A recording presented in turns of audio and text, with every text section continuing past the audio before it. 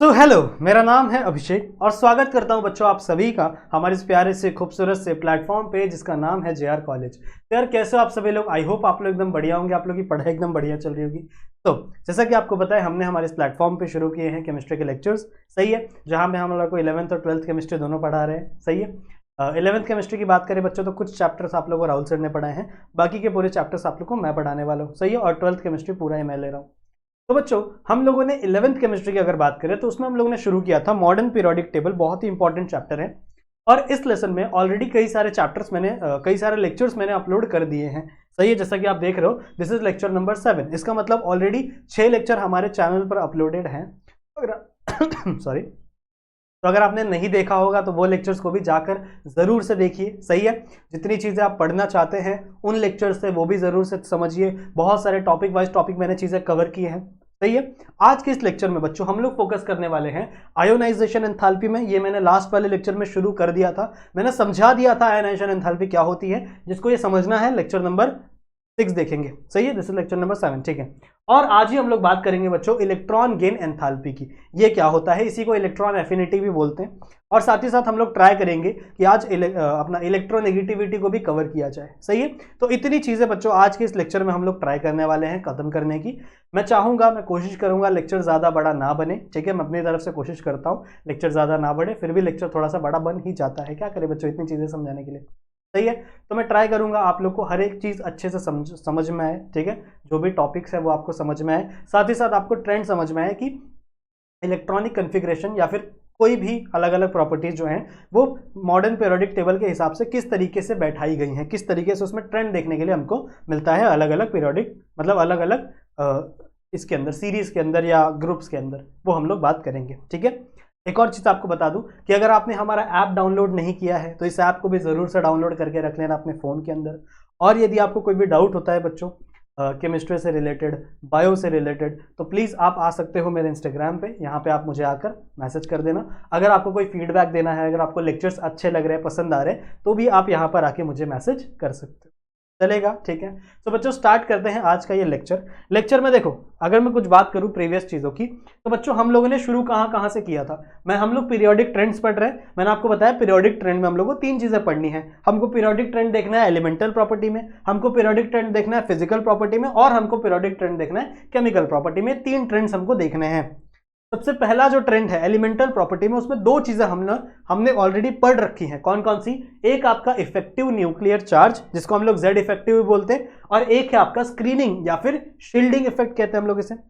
दूसरा बच्चों हम लोगों ने शुरू किया हुआ था फिजिकल प्रॉपर्टीज को। फिजिकल प्रॉपर्टीज में कौन कौन सी चीजें कर रखी बच्चों हम लोग ने? हमने एटॉमिक रेडिया कर लिया है, हमने आयोनिक रेडिया कर लिया है।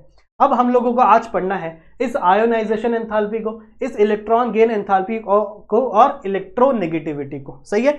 आयोनाइजेशन एंथैल्पी ऑलरेडी हम लोग ने लास्ट वाले लेक्चर से शुरू की थी, तो उसी चीज को हम लोग कंटिन्यू करेंगे और कई सारे अलग अलग टॉपिक्स को आज हम लोग डिस्कस करेंगे। साथ ही साथ एक और टॉपिक दिया हुआ है आपकी बुक में, केमिकल प्रॉपर्टीज। केमिकल प्रॉपर्टीज में हमको 3 चीजें पढ़नी है। सबसे पहले हम लोग को समझना है वैलेंसी क्या होती है, और ये वैलेंसी का ट्रेंड हमें मॉडर्न पीरियोडिक टेबल में किस प्रकार से देखने के लिए मिलता है।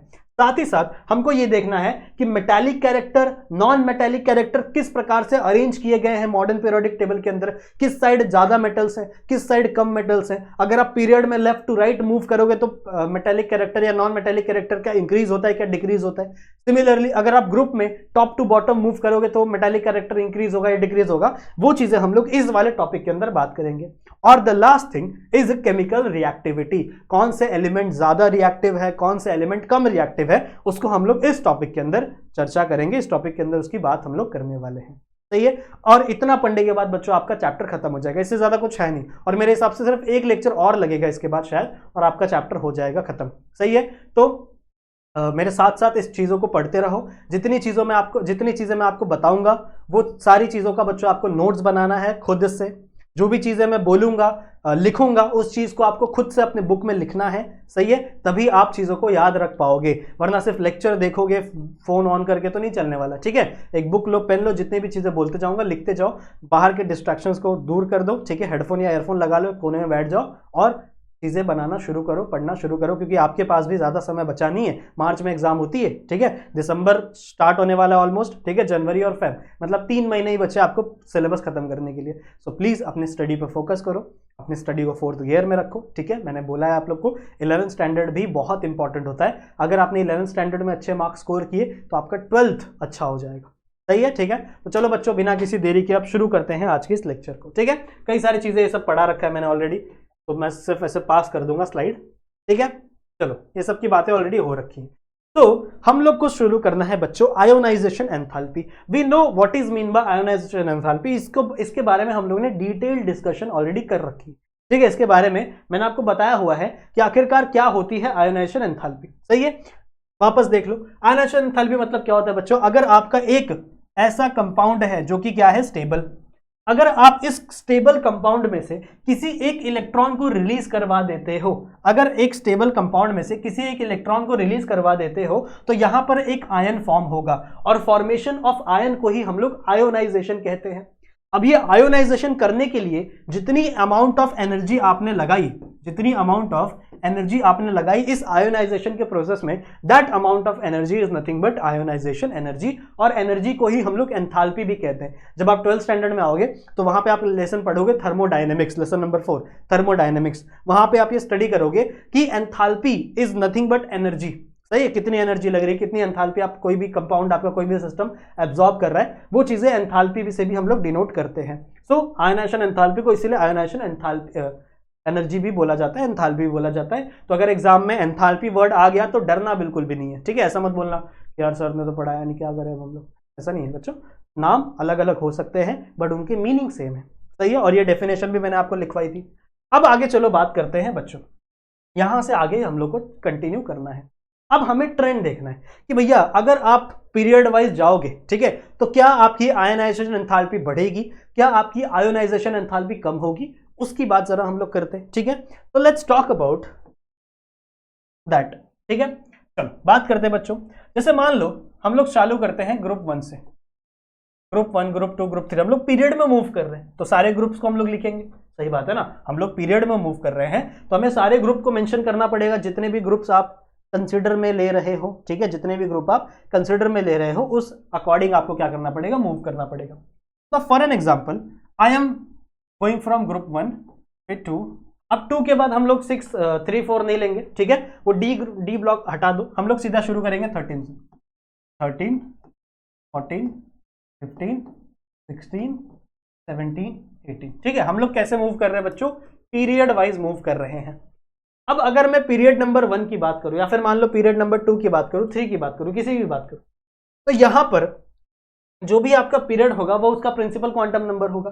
तो इसका जो इलेक्ट्रॉनिक कन्फिग्रेशन होगा, सुनो, ग्रुप 1 का जो इलेक्ट्रॉनिक कन्फिग्रेशन होगा उसका आउटर मोस्ट कन्फिग्रेशन क्या होगा बच्चों, इसका होगा NS1। सही है, n क्या दिखा रहा है बच्चों, आपके नंबर ऑफ पीरियड, जो नंबर ऑफ पीरियड होगा उसी वही आपका n होगा, या फिर आप कह सकते हो n is the principal quantum number. Okay, इसका इलेक्ट्रॉनिक कन्फिग्रेशन क्या होगा बच्चों, आपके ग्रुप 2 का, इसका होगा NS2। सही है, इसका क्या होगा, इसका होगा बच्चों NS2, और लास्ट में होगा यहाँ पे NP1। सही है, अगर मैं 14 की बात करूं, देखो थोड़ा जगह कम पड़ रहा है तो मुझे साइड साइड करना पड़ेगा।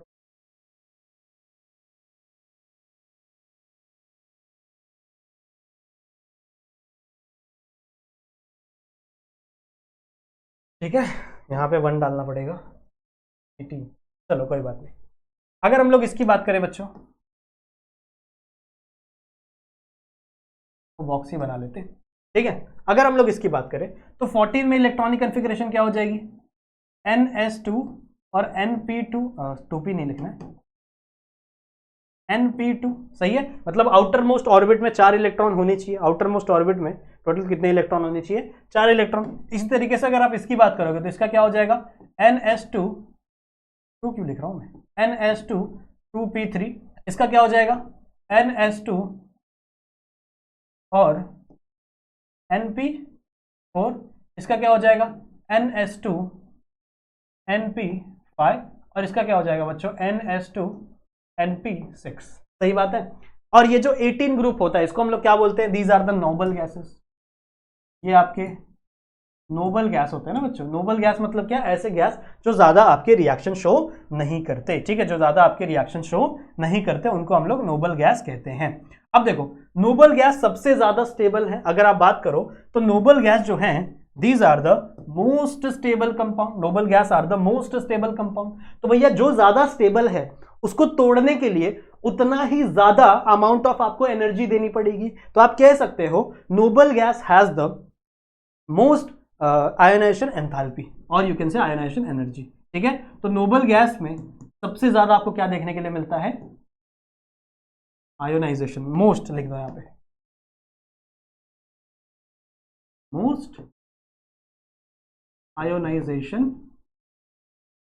यार है कैमरे में रिकॉर्ड हो रहा है? हाँ, आयोनाइजेशन एनर्जी, समझ रहे हो। तो सबसे ज्यादा आयोनाइजेशन एनर्जी किसकी होगी? नोबल गैसेस की, because they are really stable, वो डिवाइड होना नहीं चाहते। तो अगर आपको इनको तोड़ना है तो सबसे ज्यादा अमाउंट ऑफ एनर्जी आपको यहां पे लगानी पड़ेगी, सही है। और सबसे कम स्टेबल ये होते हैं, सबसे कम एनर्जी आपको इसमें लगानी पड़ती है, जिससे आप इलेक्ट्रॉन को क्या करो?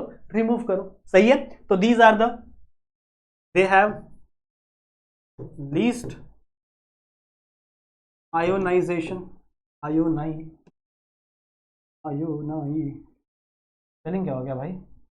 अच्छा, आयोनाइजेशन एनर्जी, सही है। तो अगर आप ध्यान से देखो बच्चों, अगर आप ध्यान से देखो तो आपको एक चीज समझ में आ रही होगी कि भैया ये जो पार्ट है इनको तोड़ना आसान है, यहां से इलेक्ट्रॉन रिलीज करवाना आसान है। जैसे सोडियम से एक इलेक्ट्रॉन रिलीज करवाना आसान है, बिकॉज सोडियम इज इलेक्ट्रोपॉजिटिव, एक इलेक्ट्रॉन होता है, दे देता है।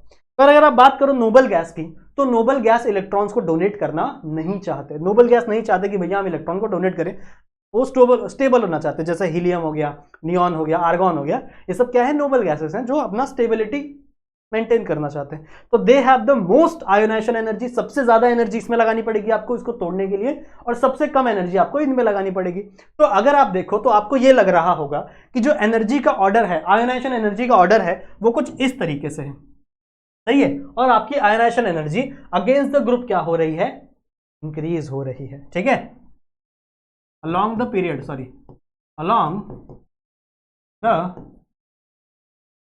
ठीक है। अगर आप along the period की बात करें तो आपकी आयोनाइजेशन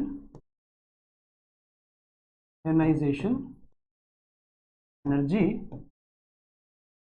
इंक्रीजेस, ठीक है। आपकी आयोनाइजेशन एनर्जी क्या होती है बच्चों? इंक्रीज होती है। आयोनाइजेशन एनर्जी यहाँ पे क्या होने वाली है? इंक्रीज होने वाली है, ठीक है। समझ में आई बात? चलो, ये तो अच्छी बात है, पर एक्चुअल में ऐसा होता है क्या? क्या इसकी एनर्जी, इसकी आयोनाइजेशन एनर्जी इससे ज्यादा होगी, इसकी आयोनाइजेशन एनर्जी इससे ज्यादा होगी, इसकी आयोनाइजेशन एनर्जी इससे ज्यादा होगी? एक्चुअल में ऐसा होता है क्या? सोचो जरा, क्या ऐसा होता होगा? ठीक है, क्या एक्चुअल में ऐसा होता होगा बच्चों? There are some exceptions. हम लोग बात करेंगे बच्चों, हम लोग बात करेंगे rule of special stability. There is a rule of special stability.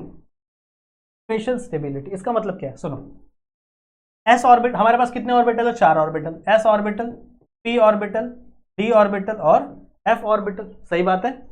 इनके अंदर कितने, अगर फील्ड हो, अगर ये कंप्लीटली मान लो फील्ड हो, अगर ये कंप्लीटली मान लो फील्ड हो, तो इनके अंदर कितने इलेक्ट्रॉन होने चाहिए? कितने इलेक्ट्रॉन होने चाहिए? एस ऑर्बिटल में होने चाहिए 2 इलेक्ट्रॉन, तब ये कंप्लीटली फील्ड होंगे। पी ऑर्बिटल में कितने होने चाहिए? 6 इलेक्ट्रॉन, तब ये कंप्लीटली फील्ड होंगे। डी ऑर्बिटल में कितने होने चाहिए बच्चों? 10 इलेक्ट्रॉन, तब ये कंप्लीटली फील्ड होंगे। और एफ ऑर्बिटल में कितने होने चाहिए बच्चों? 14 इलेक्ट्रॉन, तब ये कंप्लीटली फील्ड होंगे। और जब कोई भी आपका ऑर्बिटल कंप्लीटली फील्ड होता है, पूरी तरीके से फील्ड होता है बच्चों, तो उसकी आयोनाइजेशन एंथैल्पी ज्यादा होती है। जैसे आप यहां पे देखो, इसकी आयोनाइजेशन एंथैल्पी ज्यादा होगी, इसकी आयोनाइजेशन एंथैल्पी ज्यादा होगी, बिकॉज यहां पे NH2 कंप्लीटली फिल्ड है, S आपका कंप्लीटली फिल्ड है, P भी आपका कंप्लीटली फिल्ड है, दीज आर हाफ फिल्ड, और आप कह सकते हो कंप्लीटली फिल्ड है नहीं, तो जिसकी वजह से इसकी आयोनाइजेशन एंथैल्पी ज्यादा है। वही एक केस आता है बच्चों हाफ फील्ड का, ठीक है। यही एक कंसेप्ट आता है बच्चों आपके हाफ फील्ड का। हाफ फील्ड मतलब क्या? देखो, कंप्लीटली फील्ड तो होते हैं, कंप्लीटली फील्ड आपके तो बच्चों स्टेबल होते ही हैं, बट आपके हाफ फील्ड भी स्टेबल होते हैं। इनमें इतने ज्यादा नहीं होते, but half field normal field से ज्यादा स्टेबल होते हैं। जैसे मान लो एग्जांपल देता हूं, ये पी ऑर्बिटल है, ठीक है, सपोज दैट पी ऑर्बिटल है।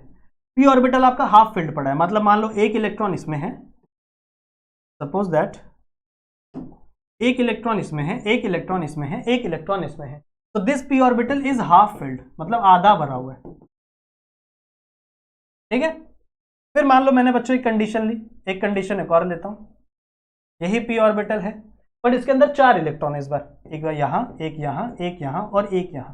तो अगर आप यहां पे देखोगे बच्चों तो ये p ऑर्बिटल हाफ फिल्ड है, ये ऑफ p ऑर्बिटल में 2 हाफ फिल्ड है, एक कंप्लीटली फिल्ड है, ऐसा आप देख सकते हो। तो बच्चों हाफ फिल्ड हमेशा नॉन हाफ फील्ड या फिर जो कंप्लीटली फील्ड भी नहीं है, हाफ फील्ड भी नहीं है, इससे ज्यादा स्टेबल होता है। हाफ फील्ड हमेशा इसके कंपैरिजन में ज्यादा स्टेबल होगा। तो इन दोनों में अगर आप बात करो कौन स्टेबल होगा बच्चों, तो ये वाली कंडीशन ज्यादा स्टेबल होगी, because half filled compounds are also stable, half filled compounds are also stable. तो इसीलिए हमको हाफ फील्ड भी जानना पड़ेगा, हाफ फील्ड इलेक्ट्रॉन का भी पता होना बहुत ज्यादा जरूरी बन जाता है हमारे लिए। ठीक है, तो हाफ फील्ड कितना होगा, s ऑर्बिटल का हाफ फील्ड मतलब 1 इलेक्ट्रॉन, p ऑर्बिटल का हाफ फील्ड मतलब 3 इलेक्ट्रॉन, d ऑर्बिटल का हाफ फील्ड मतलब 5 इलेक्ट्रॉन, f ऑर्बिटल का हाफ फील्ड मतलब 7 इलेक्ट्रॉन। मतलब अगर आपके ऑर्बिटल में 7 इलेक्ट्रॉन है तो वो ज्यादा स्टेबल होगा as compare to their next element, as compare to the next element वो ज्यादा स्टेबल होगा। अब जरा यहां पर आ जाओ, यहां पर आ जाओ, आपकी इस चीज के अकॉर्डिंग जो मैंने अभी आपको सिखाई, इस चीज के अकॉर्डिंग बच्चों आपकी electronegativity left to right increase हो रही है। यहां पे देखो आपकी जो इलेक्ट्रोनेगेटिविटी नहीं, आई एम सो सॉरी, आपकी जो आयोनाइजेशन एंथैल्पी है, ये दिख रहा है क्या सही से, नहीं दिख रहा है तो वापस लिखूं, नहीं दिखता है तो कोई बात नहीं है, वापस लिख सकते हैं। आयोनाइजेशन एनर्जी, ठीक है, आयोनाइजेशन एनर्जी है बच्चों, ये क्या हो रही है, इंक्रीज हो रही है जब आप लेफ्ट टू राइट जा रहे हो। तो आपको क्या देखने को मिला, इससे ही आपको ये समझ में आया कि इसकी आयोनाइजेशन एनर्जी और इसकी आयोनाइजेशन एनर्जी में क्या होगा डिफरेंस, ये ज्यादा होना चाहिए, कम होना चाहिए, ऐसा नहीं होता। There is exception, exception, exception number 1, first exception कौन सा है बच्चों, ये दोनों, यानी आपका ग्रुप कौन सा है, ये ग्रुप 2 एंड ग्रुप 13, ग्रुप 2 और ग्रुप 13 की बात कर रहे हैं हम लोग। ठीक है, सो इन दिस केस अगर आप देखो तो आप इस ग्रुप 2 का इलेक्ट्रॉनिक कॉन्फ़िगरेशन कैसा होगा, NS2, और ग्रुप 13 में क्या है बच्चों, NS2 NP1। ठीक है, तो इस कंडीशन में अगर आप देखोगे तो ये स्टेबल है, ये कंप्लीटली फिल्ड है, ये कंप्लीटली फिल्ड है। इसके अंदर देखो ये कंप्लीटली फिल्ड है, पर यहां पर आपको एक अनफिल्ड दिख रहा है, अनपेयर्ड दिख रहा है। तो इन दोनों के कंपैरिजन में अगर आप इन दोनों को कंपेयर करोगे तो ये इसकी आयोनाइजेशन एनर्जी ज्यादा होगी as compare to this, because this is completely filled. इसका रीजन क्या होना चाहिए बच्चों, because this is completely filled, समझ रहे हो। तो अगर आप इन दोनों को कंपेयर करोगे तो इसकी आयोनाइजेशन एनर्जी ज्यादा होगी एज कंपेयर टू दिस। तो जो आपका चार्ट है वो हमेशा ऐसे ही मूव नहीं करता, कुछ कुछ बीच में आपके एक्सेप्शंस आपको देखने के लिए मिलेंगे, कुछ कुछ आपको एक्सेप्शन देखने के लिए मिलेंगे। ये आपका एक्सेप्शन नंबर 1 है। दूसरा एक्सेप्शन भी है, सुनो, दूसरा एक्सेप्शन है बच्चों ग्रुप 15 और 16 के बीच में, ग्रुप 15, ग्रुप 15 एंड ग्रुप 16। ठीक है, ग्रुप 15 और ग्रुप 16 के बीच में आपको एक्सेप्शन देखने के लिए मिलेंगे। क्या एक्सेप्शन है सुनिए, ग्रुप 15 का इलेक्ट्रॉनिक कॉन्फ़िगरेशन क्या है बच्चों, देखो ग्रुप 15 का इलेक्ट्रॉनिक कॉन्फ़िगरेशन क्या है, NS2 और NP3, और ग्रुप 16 का क्या है, NS2 NP4।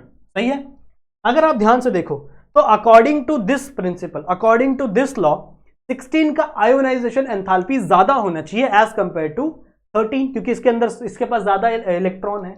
बट एक्सपेरिमेंट से हमको क्या पता चला, एक्सपेरिमेंट से हमको ये देखने के लिए मिला कि भैया इसका जो P है ना, ये हाफ फील्ड है, half field is also stable. Half field भी बच्चों आपका क्या होता है, स्टेबल होता है एज कंपेयर टू दिस। मैंने अभी आपको समझाया ना कि इसमें क्या होगा, आपका ऐसे टेबल बना होगा, यहाँ पे 1 2, इस कंडीशन में क्या होगा, एक यहाँ, एक यहाँ, एक यहाँ और एक यहाँ। सही है। तो आपको इसके कंपैरिजन में आपका जो हाफ फील्ड होगा वो क्या होगा, ज्यादा स्टेबल होगा। सो इन दिस कंडीशन आपका ग्रुप 15 क्या होगा, ज्यादा स्टेबल होगा as compare to your group 16। So आपकी ग्रुप 15 की जो आयोनाइजेशन एंथैल्पी है वो क्या होगी, ज्यादा होगी as compare to group 16। These are the two exceptions. Please बच्चों इनको नोट डाउन कर ले, ये आपके बहुत काम आने वाले हैं जब आप एग्जाम्पल्स को सॉल्व करोगे। ठीक है, ठीक है बच्चों, अभी मैं एक एग्जाम्पल लेने वाला हूं तो प्लीज उस पर थोड़ा ध्यान रखेंगे।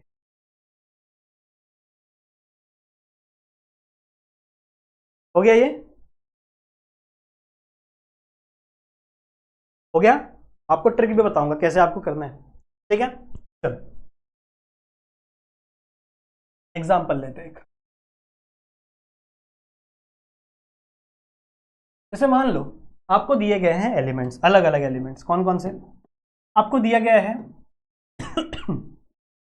सोडियम, मैग्नीशियम, एल्यूमिनियम,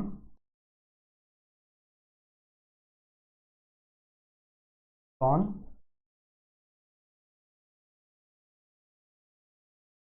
सही है ना, देखने दो, लेट चेक। के नहीं आएगा, के नहीं है, यहाँ पे आएगा क्लोरीन। ठीक है, सही है। ये है बच्चों आपका ग्रुप 1।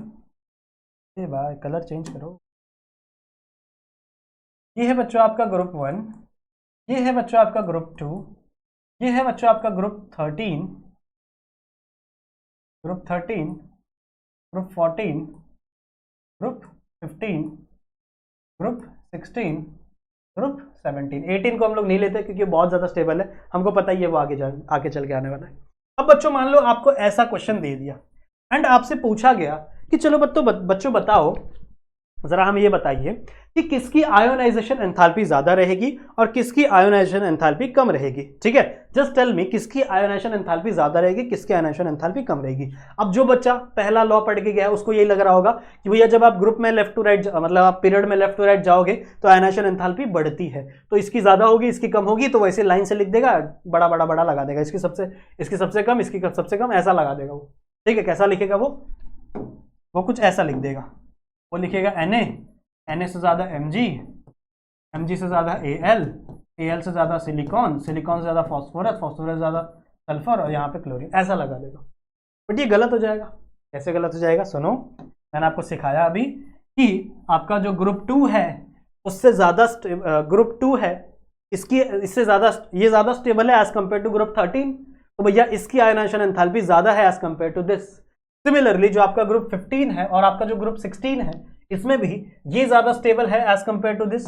एक सेकेंड भाई, ये ज्यादा स्टेबल है एज कंपेयर टू दिस, तो इसकी आयोनाइजेशन एंथैल्पी ज्यादा होगी, इसकी कम होगी। तो आपको कैसा लिखना है, सुनो, आपको सिंपल सा तरीका बताता हूं। इसको नीचे लेके आना है, ठीक है, इसको नीचे लेके आना है और यहां पे जिगजैग कर देना है, यहां पे जिगजैग, मतलब ये यहां, फिर एक वापस नीचे आएगा और फिर जिगजैग हो जाएगा, मतलब ये यहां और फिर एक नीचे। समझ में आया क्या किया मैंने, समझ में आया? ये सिंपल सा ट्रिक है बच्चों याद रखने के लिए। अगर आपको ऐसे लाइन से एलिमेंट्स आ गए और आपसे पूछा गया कि बताओ आयोनाइजेशन एंथैल्पी किसकी ज्यादा है किसकी कम है, तो आप कैसे बता सकते हो, आप इस तरीके से बता सकते हो। ठीक है, अगर आपको नहीं याद आ रहा है तो आप लिखोगे एक सीधा फिर एक क्रॉस, फिर एक सीधा फिर एक क्रॉस, फिर एक सीधा, और फिर आप यहाँ पे एलिमेंट्स लिख दोगे। तो यहाँ पे क्या आ जाएगा बच्चों आपका Na से ज्यादा कौन है, एल्यूमिनियम से ज्यादा कौन है, मैग्नीशियम से ज्यादा कौन है आपका, सिलिकॉन से ज्यादा कौन है, सल्फर से ज्यादा फास्फोरस, और लास्ट में आपका क्या हो गया, क्लोरीन। सबसे ज्यादा आयोनाइजेशन एंथैल्पी किसकी हो जाएगी, क्लोरीन की। मतलब इससे इलेक्ट्रॉन निकालने में बहुत मेहनत लगनी पड़ेगी, इससे इलेक्ट्रॉन लगाने में कोई भी मेहनत नहीं होगी। तो दिस इज द चार्ट, ऐसा आपको पता चलना चाहिए। समझ में आ गया? ऐसे एग्जाम्पल्स आपको क्वेश्चन पूछे जा सकते हैं एग्जाम में। जैसे देखो ये वाला क्वेश्चन है, यहाँ कहाँ गया, हाँ ये वाला क्वेश्चन है, जरा देखो क्या लिखा है इसने, सुनो। The first ionization enthalpy value of silicon, phosphorus and chlorine, तीन की वैल्यू दी है, सिलिकॉन, फास्फोरस एंड क्लोरीन। क्या क्या है बच्चों, 780, 1060 और 1255। इसका किलोजूल एनर्जी दिया हुआ है आयोनाइजेशन एंथैल्पी का। फिर इसने क्या बोला है, predict whether the first ionization enthalpy of S यानी आपका सल्फर, इसका विल बी क्लोज टू, क्या इसका 1000 होगा या इसका 1200 होगा, किसके नजदीक होगा, इसकी वैल्यू किसके नजदीक होगी, that we have to predict. अब सबसे पहले क्या क्या दिया है पहले वो देख लेते हैं। क्या क्या दिया है बच्चों? हमारे पास सिलिकॉन का है। सिलिकॉन की वैल्यू कितनी है? सिलिकॉन की वैल्यू है बच्चों यहाँ पे कहाँ है? सिलिकॉन की वैल्यू है 780 किलो जूल। फिर आपका फॉस्फोरस है। फॉस्फोरस का क्या है? 1060 किलो जूल। फिर आपका क्या है? क्लोरीन है। क्लोरीन का क्या है? 1255 किलो। आपसे पूछा गया क्या है कि भैया आपको दिया गया है सल्फर। अब सल्फर पे दो ऑप्शन है, या तो इसकी 1000 हो सकती है या तो 1200 हो सकती है। तो ये आपको बताना है, ठीक है। ये आपको क्या करना है बच्चों? बताना है कि क्या इसका वैल्यू 1000 किलो जूल होगा या इसका वैल्यू 1200 किलो जूल पर मोल होगा। क्या होगा ये आपको यहां पर बताना है।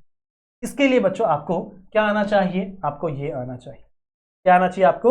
ये आना चाहिए, ठीक है। आपको पता होना चाहिए ये ऑर्डर क्या है इलेक्ट्रोनेगेटिविटी का, कौन पहले आता है कौन बाद में आता है। पहले कौन आ रहा है? सिलिकॉन, फिर सल्फर, फिर पोटेशियम, फिर क्लोरीन। सही है, तो आप लिखो यहां पर। यहां पे क्या आएगा? Silicon, sulphur, potassium, chlorine. सही है। अब किसकी बात है? देखो सल्फर की बात नहीं है, ठीक है। सिलिकॉन का कितना है बच्चों? सिलिकॉन का है 780। पोटेशियम का कितना है बच्चों? पोटेशियम का है यहां पर 1060। और क्लोरीन का कितना है? क्लोरीन का है 1255। तो आप देखो इससे इसके ज्यादा है, फिर इससे ज्यादा, फिर इसका ज्यादा है। अब अगर आप देखो तो पोटेशियम की वैल्यू कितनी है? 1060। और सिलिकॉन की कितनी है? 1760। तो भैया 1060 से छोटी वैल्यू होगी सल्फर की ना, क्योंकि इसका आयनाइजेशन, पोटेशियम का आयनाइजेशन एंथैल्पी सल्फर से ज्यादा है।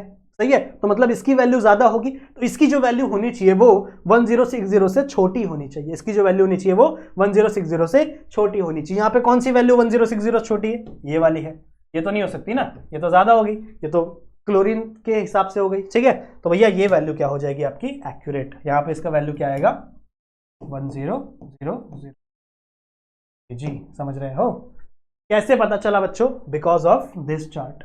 अगर आपको ये पता होगा कि भैया कौन सा क्या है, ये दोनों एक्सेप्शन आपको पता होंगे, ये दोनों एक्सेप्शन आपको पता होंगे, तब आप ये ऑर्डर लिख सकते हो किसका? आयोनाइजेशन एंथैल्पी का। Ionisation enthalpy. यहां पे हमारी आयोनाइजेशन एंथैल्पी होती है खत्म। गुड, स्क्रीनशॉट ले ले इसका and then we will move.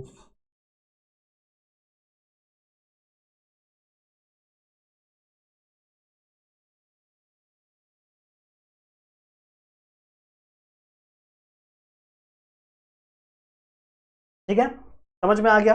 तो एक चीज आपको समझ में आ गई, क्या समझाना चाहता था मैं? इसको मैं रफ कर दूं? हाँ चलो इसको रफ करता हूं। एक चीज आपको समझ में आ गई कि जब आप पीरियड में लेफ्ट टू राइट जाओगे, ठीक है, लेफ्ट टू राइट जाओगे, सो इन दैट सिचुएशन आपकी आयोनाइजेशन एंथैल्पी इंक्रीज होगी। एक्सेप्शन है, बट एक्सेप्शन को नजरअंदाज करो, ओवरऑल क्या होगी? वो इंक्रीज होगी। जब आप ग्रुप में, ठीक है, जब आप ग्रुप में टॉप टू बॉटम जाओगे तो चीजें रिवर्स हो जाती हैं। जब आप टॉप टू बॉटम जाओगे तो आयोनाइजेशन एंथैल्पी डिक्रीज होगी, ठीक है। सो ये चीज अपने दिमाग में, अपने जहन में बिठा के रखेंगे। यही इंपॉर्टेंट पॉइंट था जो हमें समझना था, but we have certain exceptions. Okay done. अब हम लोग चलेंगे इलेक्ट्रॉन गेन एंथैल्पी पे, ठीक है। इसका स्क्रीनशॉट ले लें and then we will move to electron gain enthalpy. चलो आगे बढ़ते हैं। आ गया? ओके, तो अवर नेक्स्ट टॉपिक इज बच्चों इलेक्ट्रॉन गेन एंथैल्पी, या फिर इसी को हम लोग इलेक्ट्रॉन एफिनिटी भी बोलते हैं। इसका भी डेफिनेशन मैंने लिखा हुआ है, पर मैं चाहूंगा कि मैं आपको पहले समझाऊं ये होता क्या है, देन हम लोग डेफिनेशन रीड करेंगे, हमको सब समझ में आ जाएगा, ठीक है। तो एक खाली स्लाइड लेते हैं, ठीक है। यहाँ पे हम लोग समझते हैं कि आखिरकार इलेक्ट्रॉन गेन एंथैल्पी क्या होती है। सुनो, this is just opposite to ionization energy. Ionization energy में हम लोग क्या कर रहे थे बच्चों? हम लोग वहां से किसी भी एटम से, ठीक है, मान लो कोई भी आपका एटम है, कोई भी आपका एटम है बच्चों, इस एटम से हम लोग एक इलेक्ट्रॉन रिलीज करवा रहे थे, ठीक है। हम लोग क्या कर रहे थे बच्चों? एक इलेक्ट्रॉन रिलीज करवा रहे थे और इसके ऊपर पॉजिटिव चार्ज लाना चाहते थे। मान लो जिससे एक इलेक्ट्रॉन रिलीज हो गया, छोड़ो नाइट्रोजन रिलीज करता नहीं करता है, उसकी बात हम लोग बाद में करेंगे। बट एट द एंड हम लोग कर क्या रहे थे आयनाइजेशन एंथैल्पी में? आयनाइजेशन एंथैल्पी में हम लोग कोई भी एक एटम ले रहे थे जो कि स्टेबल है, उस स्टेबल को कुछ एनर्जी दे रहे थे, कुछ इलेक्ट्रॉन, कुछ एनर्जी कह सकते हैं, एंथैल्पी कह सकते हो, वो दे रहे थे, जिससे वो क्या कर रहा था, एक इलेक्ट्रॉन रिलीज कर रहा था और वो एटम किस में आ जा रहा था बच्चों, पॉजिटिव चार्ज में, और मतलब बोल सकते हो कि वहां पे आयंस फॉर्म हो रहे थे। ठीक है, वहां पे क्या हो रहे थे, आयंस फॉर्म हो रहे थे। ये चीज हम लोग ने किसके अंदर की, आयोनाइजेशन एंथैल्पी में। तो भैया electron gain enthalpy just opposite है। इलेक्ट्रॉन गेन एंथैल्पी क्या है, जस्ट अपोजिट। जस्ट अपोजिट में मतलब क्या है मेरा, कि यहां पर आपका कोई आयन होगा या फिर कोई आपका नॉर्मल कंपाउंड होगा, जैसे मान लो Cl आपका नॉर्मल कंपाउंड है, यहां पर आप इलेक्ट्रॉन को ऐड करवाओगे। ठीक है, यहां पर आप इलेक्ट्रॉन रिलीज नहीं करवाओगे, यहां पर आप इलेक्ट्रॉन को क्या करवाओगे, ऐड करवाओगे, जिससे आपका कंपाउंड क्या बनेगा, आयन फॉर्म करेगा, जिससे आपका कंपाउंड क्या फॉर्म करेगा, आयन का फॉर्मेशन करेगा। बात समझ में आ रही है मैंने क्या कहा, बात समझ में आ रही है बच्चों मैंने क्या कहा? बहुत ही सिंपल सी चीज है, बहुत ही सिंपल सी चीज है कि जब आप आयंस का फॉर्मेशन, यहां पे आयन का फॉर्मेशन किया, बट यहां पे आपने एक्स्ट्रा इलेक्ट्रॉन को ऐड किया, आपने एक्स्ट्रा इलेक्ट्रॉन को ऐड किया किसी नॉर्मल एटम के अंदर, उस कंडीशन में हम लोग क्या कर रहे थे, इलेक्ट्रॉन को रिलीज करवा रहे थे, फिर कटायन फॉर्म हो रहा था। But in this condition we are adding the electron to form an ion, we are adding two electron to form a ion. कौन सा आयन है ये, अनायन है, सही है, नेगेटिवली चार्ज आयन है, अनायन है, सही बात है। So this process is known as बच्चों इलेक्ट्रॉन गेन एंथैल्पी। इस प्रोसेस को हम लोग क्या बोलते हैं, इलेक्ट्रॉन गेन एंथैल्पी। देखो नाम से पता चल रहा है, एक एटम ने इलेक्ट्रॉन गेन कर लिया, मतलब ले लिया, एक्सेप्ट कर लिया, समझ रहे हो? तो नाम से हमको चीजें, आधी चीजें पता चल जाती है। इलेक्ट्रॉन गेन एंथैल्पी मतलब क्या, ऐसे कंपाउंड जो क्या कर रहे हैं, इलेक्ट्रॉन को एक्सेप्ट कर रहे हैं, इलेक्ट्रॉन को गेन कर रहे हैं। तो भैया जब इलेक्ट्रॉन को गेन करोगे, ऐड करोगे, तो वहां पे क्या हो जाएगा, नेगेटिव चार्ज का फॉर्मेशन हो जाएगा, सही है। और एंथैल्पी मतलब क्या, कि ये प्रोसेस करने के लिए भी we have to give some energy, have to give some energy. इसी एनर्जी को आप एंथैल्पी कह सकते हो। तो जितनी एनर्जी आप लगाओगे, जिससे आप किसी एक एलिमेंट में एक इलेक्ट्रॉन ऐड करके अनायन का फॉर्मेशन कर सको, that energy is known as electron gain enthalpy. I hope बच्चों आपको समझ में आया होगा इलेक्ट्रॉन गेन एंथैल्पी का मतलब क्या है। ठीक है, इलेक्ट्रॉन गेन एंथैल्पी का मतलब आई होप आपको समझ में आया होगा। ठीक है, समझ में आई बात, समझ में आई बात, समझ में आई बात। अब ध्यान से सुनेंगे, इलेक्ट्रॉन गेन एंथैल्पी में जो न्यूट्रल कंपाउंड्स होते हैं, जैसे मान लो ग्रुप 18 वाले कंपाउंड्स है, इनकी ये हमेशा ना इलेक्ट्रॉन गेन एंथैल्पी पॉजिटिव में दिखाते हैं। क्यों? क्योंकि इनकी एफिनिटी बहुत कम होती है। इनकी एफिनिटी क्या होती है बच्चों, बहुत कम होती है। ये ज्यादा इलेक्ट्रॉन को एक्सेप्ट या गेन नहीं करते, तो भैया इनकी वैल्यू हमेशा पॉजिटिव में आएगी, ये ज्यादा इलेक्ट्रॉन करते नहीं। सबसे ज्यादा कौन रिएक्शन करेंगे बच्चों, सबसे ज्यादा आपके ग्रुप 17 वाले करेंगे, ग्रुप 17 वाले करेंगे, या फिर आप कह सकते हो जो नॉन मेटल्स है, ठीक है, दे शो इलेक्ट्रॉन गेन एंथैल्पी। समझ रहे हो, ग्रुप 17 आपका बहुत अच्छा एग्जांपल हो सकता है इलेक्ट्रॉन गेन एंथैल्पी के। आई होप आपको चीजें समझ में आई होंगी। ठीक है, कि इलेक्ट्रॉन गेन एंथैल्पी क्या है, जहां पर आप एक इलेक्ट्रॉन एक्सेप्ट करके कुछ एनर्जी लगा के क्या बन गया, अनायन बन गया। तो जितनी एनर्जी लगी ये काम करने के लिए, that energy is electron gain enthalpy. समझ रहे हो, या फिर इसी को हम लोग इलेक्ट्रॉन एफिनिटी भी बोलते हैं। अब इसको समझो, अब इसको पढ़ो, क्या लिखा है बच्चों मैंने, द एनर्जी चेंज और द एंथैल्पी चेंज। एनर्जी और एंथैल्पी मैंने आपको बताया सेम चीज है, ठीक है, एक ही थाली के चट्टे बट्टे बच्चों, ऐसा आप कह सकते हो। सो द एनर्जी चेंज या फिर enthalpy change that take place when an electron is added to a isolated gas atom. समझ में, वहां पे क्या था, an electron is removed, energy, इतना एनर्जी दिया था जहां से इलेक्ट्रॉन रिमूव हो गया था और पॉजिटिव चार्ज आयन बना था। यहां पर ऐसा नहीं है, यहां पर है बच्चों कि हम लोग ने इतना एनर्जी दिया, इतना चेंज एनर्जी दिया, ठीक है, जिससे क्या हुआ, that take place when an electron is added to a isolated gas. Electron क्या हो गया, आइसोलेटेड गैस में क्या हो गया, ऐड हो गया, जिसकी वजह से कटायन का फॉर्मेशन हुआ। एंड इसी प्रोसेस को हम लोग क्या कहते हैं, इसी एनर्जी को हम लोग क्या कहते हैं बच्चों, जितनी अमाउंट ऑफ एनर्जी लगी, that energy is nothing but our electron gain enthalpy. इसी को हम लोग क्या बोलते हैं, इलेक्ट्रॉन गेन एंथैल्पी। समझ में आ गया, समझ में आ गया। अब इसके ट्रेंड की बात करें है बच्चों, इसके ट्रेंड की बात करें। अब देखो इसका ट्रेंड सेम है, भले ये आयोनाइजेशन एंथैल्पी से डिफरेंट थी, पर इसका ट्रेंड सेम टू सेम है। कैसा, मैं आपको बताता हूं। इसका स्क्रीनशॉट लिया आपने, मैं मिटाना चाहता हूं, मिटा दें, चलो। ट्रेंड्स की बात कर रहे हैं। तो आपको एक चीज याद रखनी है। क्या याद रखना है? आपको याद रखना है बच्चों कि आपका जो Z इफेक्टिव है, शुरू में पढ़ाया था, Z effective is directly proportional to ionization enthalpy. Very good.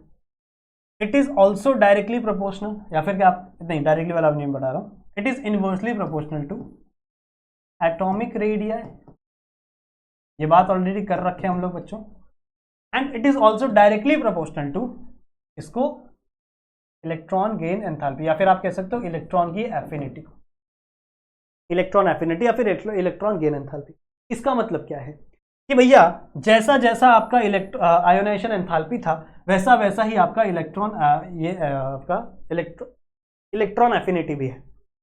भले प्रोसेस उल्टा है, पर इसका जो ट्रेंड है वो हमें सेम देखने के लिए मिलता है, किसकी तरह, इसकी तरह। तो ये भैया जरा देख लो, अपने बुक में लिख लो बच्चों इसको जरा, बहुत इंपॉर्टेंट है। Z इफेक्टिव भी ऐसी था, Z इफेक्टिव भी आपके पीरियड में बढ़ता था, ग्रुप में कम होता था।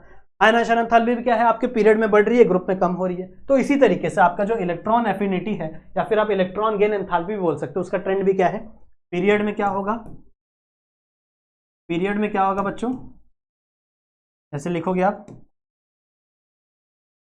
लेफ्ट टू राइट, आपका जो इलेक्ट्रॉन गेन एंथैल्पी है that will increase, सही है। वहीं अगर आप बात करोगे किसकी, if you talk about group, ठीक है, अगर आप ग्रुप की बात करो, ग्रुप में कैसा, टॉप टू बॉटम, ठीक है, टॉप टू बॉटम की बात करोगे, so in this condition your electron gain enthalpy will decrease. समझ रहे हो, भले प्रोसेस उल्टी है पर दोनों का इफेक्ट सेम होता है, ऐसे आपको याद रखना है। भले प्रोसेस उल्टी है पर दोनों का इफेक्ट क्या होता है बच्चों, सेम टू सेम होता है। स्क्रीनशॉट ले ले बच्चों, और फिर हम लोग आगे की तरफ बढ़ेंगे। बहुत छोटा सा एक और टॉपिक है, उसको भी हम लोग लेते, फिर इस लेक्चर को एंड करेंगे, ठीक है। चलो, अगला टॉपिक जो हम लोग लेने वाले बच्चों, दैट इज इलेक्ट्रोनेगेटिविटी, ठीक है। इलेक्ट्रोनेगेटिविटी को हम लोग समझते हैं और फिर देखते हैं कि आखिरकार इस डेफिनेशन हमको क्या बताना चाहती है। देखो ध्यान से सुनो, कुछ ऐसे एटम्स होते हैं, ठीक है, कुछ ऐसे एटम्स होते हैं जिनके पास इलेक्ट्रॉन ज्यादा होता है, ठीक है, जिनके पास इलेक्ट्रॉन क्या होता है, ज्यादा। तो if the compounds have more number of electron, उसके पास एक ऐसी पावर होगी कि वो इलेक्ट्रॉन्स को अपनी तरफ पुल करेगा। जैसे मैं आपको एग्जांपल देता हूं, क्लोरीन है, chlorine, now chlorine have the negative charge. क्यों नेगेटिव चार्ज आता है भैया, क्योंकि वो इलेक्ट्रॉन को अपनी तरफ एक्सेप्ट करने की कोशिश करता है, खींचने की कोशिश करता है। तो ये जो खींचने वाली प्रक्रिया है, इसी को इलेक्ट्रोनेगेटिविटी कहते हैं। सुन समझाता हूं, सुनो समझाता हूं। सपोज दैट बच्चों, सपोज दैट यहां पे कोई एटम है जिसको मैंने नाम दिया ए, ठीक है, यहां पे कोई एटम है जिसको नाम दिया मैंने बी, और दोनों के बीच में क्या है बच्चों, बॉन्ड। दोनों के बीच में क्या है, बॉन्ड। बॉन्ड मतलब क्या होता है, वन बॉन्ड मतलब टू इलेक्ट्रॉन। एक बॉन्ड का मतलब क्या होता है, दो इलेक्ट्रॉन, सही है, ये तो आप लोगों को पता है ना। एक बॉन्ड का मतलब क्या है, दो इलेक्ट्रॉन। अब अगर मान लो ये जो ए है ना, ए, इट इज मोर इलेक्ट्रोनेगेटिव। इसका मतलब क्या है कि भैया इसको चाहिए इलेक्ट्रॉन। अगर इसको 2-3 इलेक्ट्रॉन मिल गए ना, तो ये क्या कर सकता है, अपना एटॉमिक ऑर्बिटल स्टेबल कर सकता है। और ये भैया डोनेट करता है। जैसे मान लो ये मेटल, ये मेटल है, नॉन मेटल है, तो metals are electron acceptor. Metals क्या करेंगे बच्चों, इलेक्ट्रॉन एक्सेप्ट करेंगे। सो उस कंडीशन में होगा क्या, ये जो दो इलेक्ट्रॉन प्रेजेंट है, ये जो दो इलेक्ट्रॉन प्रेजेंट है इन दोनों के बीच में, ये दोनों इलेक्ट्रॉन को ए अपनी तरफ खींचने की कोशिश करेगा। ए क्या करेगा, अपनी तरफ खींचने की कोशिश करेगा। हमेशा रखना, ए अपनी तरफ इन दोनों इलेक्ट्रॉन को खींचने की कोशिश करेगा। तो अगर मान लो ए इस इलेक्ट्रॉन को अपनी तरफ खींच रहा, तो ये इलेक्ट्रॉन कहीं यहां पे आ गया, ये बी का इलेक्ट्रॉन था, पर बी के इलेक्ट्रॉन को भी ए ने क्या कर लिया, अपनी तरफ पुल कर लिया, बिकॉज इसके पास ज्यादा पावर है, ज्यादा ताकत है।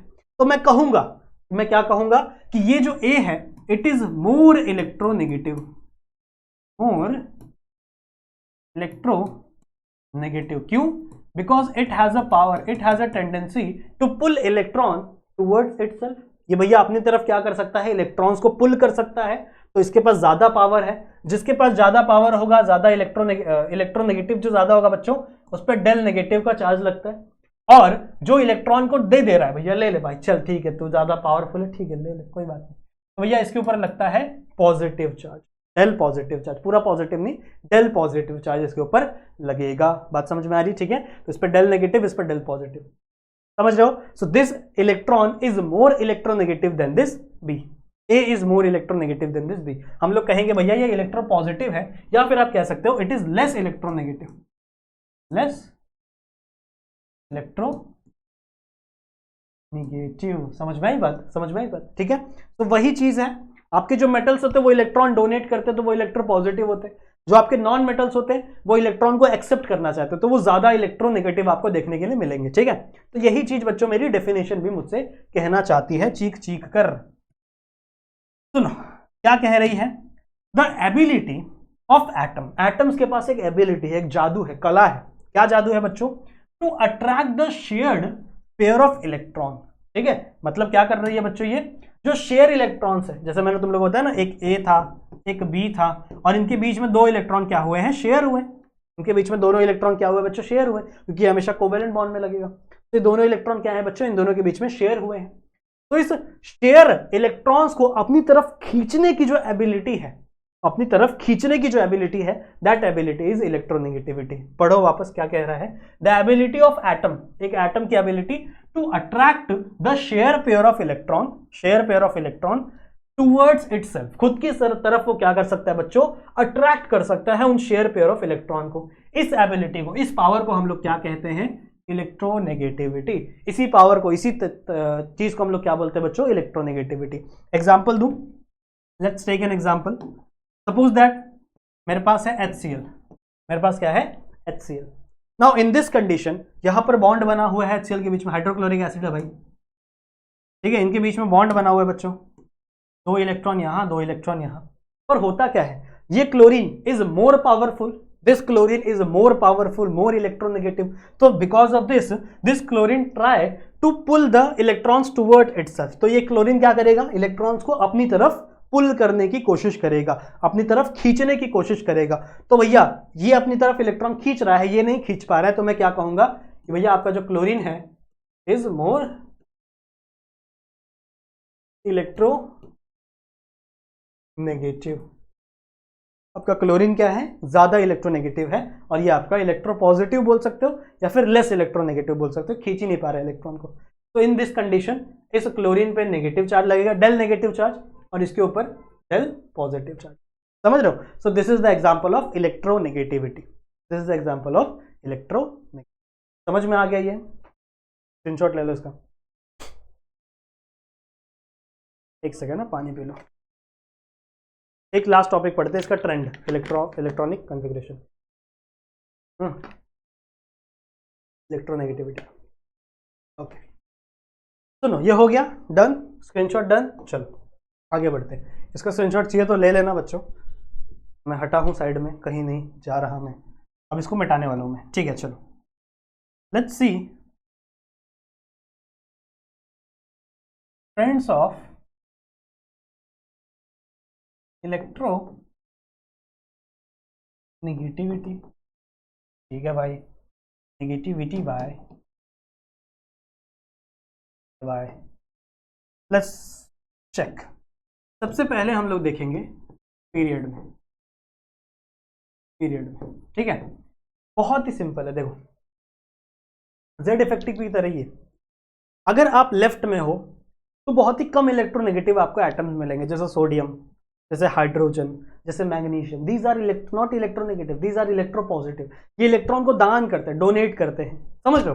वहीं जब आप राइट साइड में जाओगे तो राइट साइड में आपको क्लोरीन दिखेगा, ठीक है, आपको ऑक्सीजन दिखेगा, आपको नाइट्रोजन दिखेगा, आपको ब्रोमीन दिखेगा, right side of the periodic table. मतलब दे आर मोर इलेक्ट्रोनेगेटिव, वो इलेक्ट्रॉन्स को अपनी तरफ पुल करते हैं, वो इलेक्ट्रॉन को अपनी तरफ पुल करते हैं, दे आर मोर इलेक्ट्रोनेगेटिव। तो लेफ्ट साइड में लेस इलेक्ट्रोनेगेटिव, ठीक है, आपका लेफ्ट ये है ना, इसे समझो। लेफ्ट साइड में क्या है आपके कम इलेक्ट्रोनेगेटिव, राइट साइड में आपके क्या है ज्यादा इलेक्ट्रोनेगेटिव। तो मैं क्या कह सकता हूं कि जब पीरियड की बात करोगे, ठीक है, जब भी आप पीरियड की बात करोगे सो इन दैट कंडीशन हमेशा हमेशा electronegativity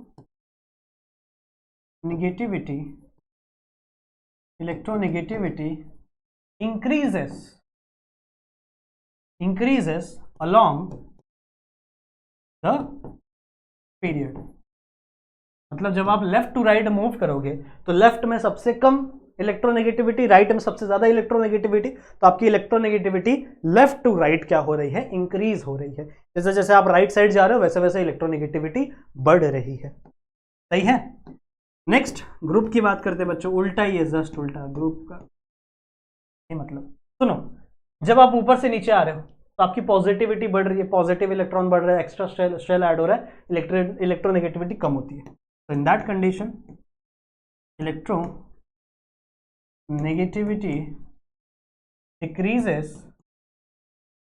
decreases along the group। सही है, ठीक है। पीरियड में क्या होता है बच्चों, ये भी लिख लो आप कहीं। पीरियड में मतलब अलोंग द पीरियड मतलब क्या है बच्चों, लेफ्ट टू राइट। जब आप लेफ्ट टू राइट जा रहे हो तब इलेक्ट्रोनेगेटिविटी इंक्रीज हो रही है। ग्रुप अलोंग द ग्रुप मतलब क्या है, top to bottom, top to bottom. Clear है, स्क्रीनशॉट लो उसका। क्लियर है, चलेगा बच्चों, ठीक है। सो हम लोगों ने हमारी फिजिकल प्रॉपर्टीज खत्म कर दी। देखो फिजिकल प्रॉपर्टीज कहाँ गया, हाँ ये देखो तो भाई, हाँ तो फिजिकल प्रॉपर्टीज खत्म कर दी। ये भी पढ़ लिया, ये भी पढ़ लिया, ये भी पढ़ लिया, ये भी पढ़ लिया और ये भी पढ़ लिया आज। अब नेक्स्ट वाले लेक्चर में हम लोग स्टार्ट करेंगे इन केमिकल प्रॉपर्टीज। केमिकल प्रॉपर्टीज में कौन कौन चीजें पढ़नी है, वैलेंसी पढ़नी है, क्या होता है मेटेलिक नॉन मेटेलिक कैरेक्टर कैसे इंक्रीज होता है डिक्रीज होता है according to period, and then हमको लास्ट में पढ़ना है केमिकल रिएक्टिविटी। ठीक है। सो आई होप बच्चों ये लेक्चर आप लोगों को समझ में आया होगा।